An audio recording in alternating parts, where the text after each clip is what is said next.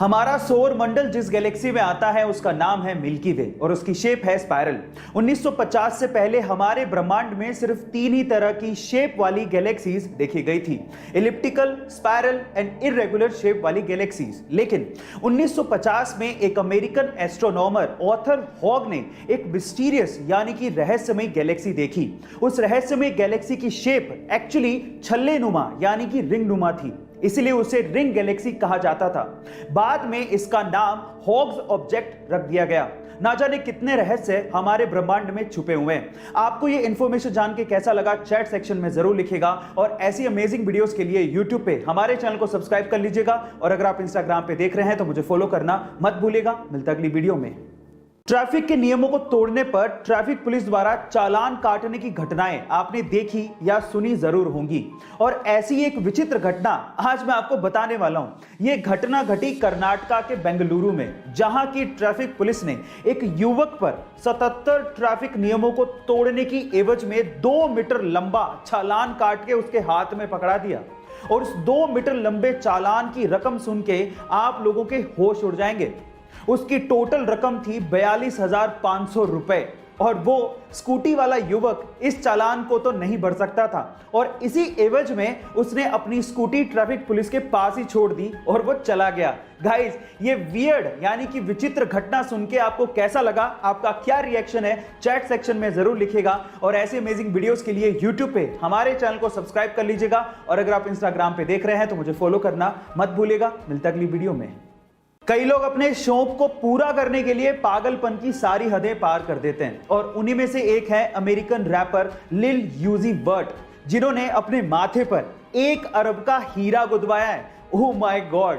और इस हीरे को खरीदने के लिए वो पिछले 7 साल से पैसा इकट्ठा कर रहे थे और ये हीरा उनकी पूरी प्रॉपर्टी से भी महंगा है।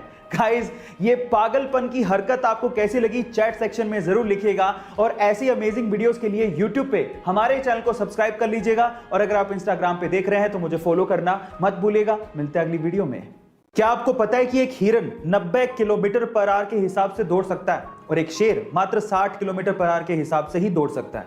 लेकिन फिर भी जब एक शेर हिरन के पीछे भागता है तो अधिकतर समय वो उसे दबोच लेता है और उसका शिकार कर लेता है। क्या इसके पीछे का रीजन जानते हैं? इसके पीछे एक साइकोलॉजिकल रीजन है और रीजन ये है कि हिरन को ये लगता है कि वो शेर से बहुत कमजोर है और इसी खौफ की वजह से और अपनी काबिलियत पे शक करने की वजह से वो बार बार पीछे मुड़ के देखता है और उसी वजह से उसकी रफ्तार और उसका हौसला कमजोर होते चले जाते हैं और वो शेर का शिकार बन जाता है। इससे ये सीखने को मिलता है कि आप अपने लक्ष्य पर अडिग रहें और पीछे मुड़ के कभी ना देखें। कोई आप पे यकीन करे ना करे, आपको अपने आप पे यकीन जरूर होना चाहिए। आपको ये सुन के कैसा लगा चैट सेक्शन पे जरूर लिखिएगा और ऐसे अमेजिंग वीडियोस के लिए यूट्यूब पे हमारे चैनल को सब्सक्राइब कर लीजिएगा और अगर आप इंस्टाग्राम पे देख रहे हैं तो मुझे फॉलो करना मत भूलिएगा। मिलता अगली वीडियो में। एक बार एक अमीर आदमी को एक बूढ़ा आदमी सर्दी में सड़क पे बिना कोट के बैठे दिखा तो उस अमीर आदमी ने बूढ़े आदमी से पूछा कि क्या आपको ठंड नहीं लग रही? आपने तो कोट भी नहीं पहना है। तो उस बूढ़े आदमी ने जवाब दिया कि कोट मेरे पास नहीं है और इस सर्दी का मैं आदी हो चुका हूं। तो फिर उस अमीर आदमी ने कहा कि आप रुकिए, मैं घर जाता हूं और आपके लिए कोट लेके आता हूं। तो उस बूढ़े आदमी ने कहा कि मैं आपका इंतजार करूंगा। फिर वो अमीर आदमी घर गया लेकिन घर के काम में व्यस्त हो गया और उसके बाद वो भूल गया। जब सुबह उठा तो उस बूढ़े आदमी की उसे याद आई, पर तब तक वो बूढ़ा आदमी सर्दी के मारे अपनी जान गंवा चुका था। लेकिन उस बूढ़े आदमी ने उस अमीर आदमी के लिए एक खत छोड़ा था। उस खत में लिखा था कि जब तक मेरे पास गर्म कपड़े नहीं थे मेरे पास सहन करने की क्षमता थी, शक्ति थी, लेकिन जब आपने मुझे गर्म कपड़े देने का वादा किया मैं उस वादे से जुड़ गया और मेरी सहन करने की शक्ति खत्म हो गई। इस स्टोरी से आपने क्या सीखा चैट सेक्शन में जरूर लिखिएगा और ऐसे वीडियो के लिए यूट्यूब पे हमारे चैनल को सब्सक्राइब कर लीजिएगा और अगर आप इंस्टाग्राम पे देख रहे हैं तो मुझे फॉलो करना मत भूलिएगा। मिलते हैं अगली वीडियो में।